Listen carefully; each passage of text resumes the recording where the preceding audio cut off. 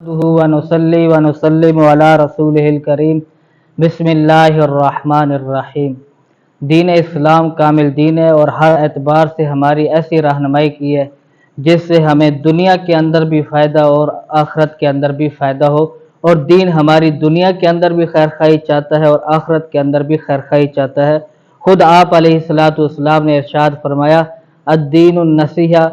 دین سراسر خیر خواہی کا نام ہے۔ تو اس لیے اس کے اندر بڑی خیر خواہی کی تعلیمات موجود ہیں۔ ان میں سے ایک آپ علیہ السلام نے ہمیں یہ بات ارشاد فرمائی ہے کہ تم کسی کی مصیبت پر خوشی کا اظہار مت کرو، اللہ اس پر رحم کرے گا اور تمہیں اس میں مبتلا کر دے گا۔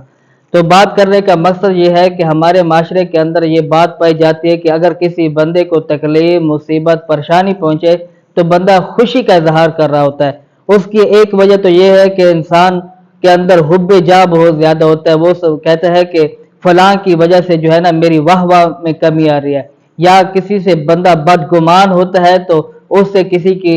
جو ہے خوشی بھی برداشت نہیں ہوتی، اور جب تکلیف پہنچتی ہے تو اس پر خوشی کا اظہار کر رہا ہوتا ہے۔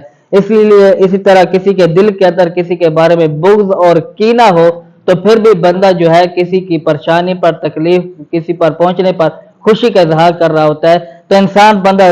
جو ہے دل کے اندر یہ سوچ لے کہ یہ دنیا عارضی ہے، اگر اس بندے کو تکلیف پہنچی ہے، ہمارے اس مسلمان بھائی کو کوئی تکلیف پہنچ چکی ہے، تو ہمیں اس پر خوشی کا اظہار کرنے کی کیا ضرورت ہے، بلکہ ہمیں خوشی کا اظہار کرنے سے منع فرمایا گیا ہے۔ تو بلکہ آپ علیہ السلام نے تو یہاں تک رہنمائی فرمائی ہے کہ اگر کسی کو آپ تکلیف کے اندر دیکھیں، مصیبت کے اندر دیکھیں، پریشانی کے اندر دیکھیں تو اس دعا کا اہتمام کریں، اور اس دعا کا اتنا بڑا